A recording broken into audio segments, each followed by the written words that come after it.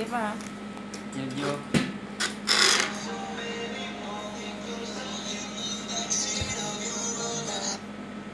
ฮัลโหลคือว่าใช่ไหมโดยที่มาย่างก็ไข่ตูดตะล่างไว้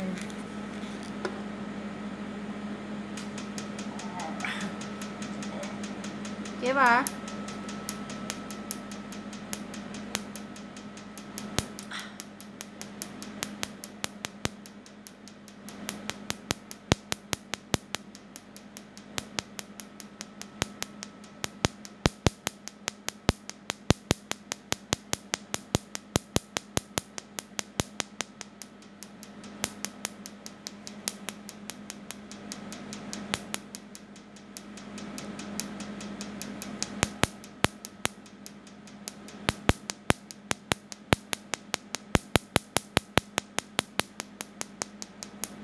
บอลอ่อนๆบอลพอยแผลเป็นเจ้าแห่งสีเจ็บเนี่ย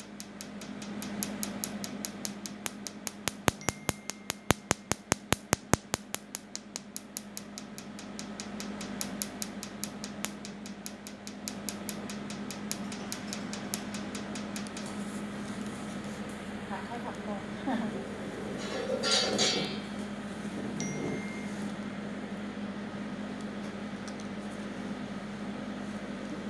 เด็กคิดบ่บอลนี่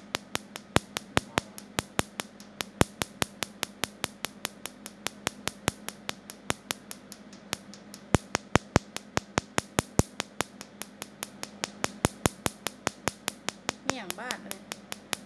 อันเหล็กตะปูนะเรียบเหล็กวะเนี่ยเหล็กตะปูมันโคตรดันเป็นเจตนดเลยเดี๋ยวบอลที่บอลมันเป็นเหล็กบ้านมันเจ็บเนาะ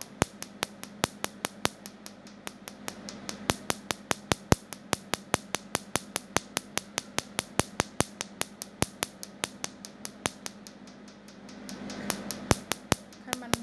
บ่ออกเบิดแล้วอีกเดือนหนึ่งกลับมาเด้อแต่ว่าบ่ได้เสียเงิน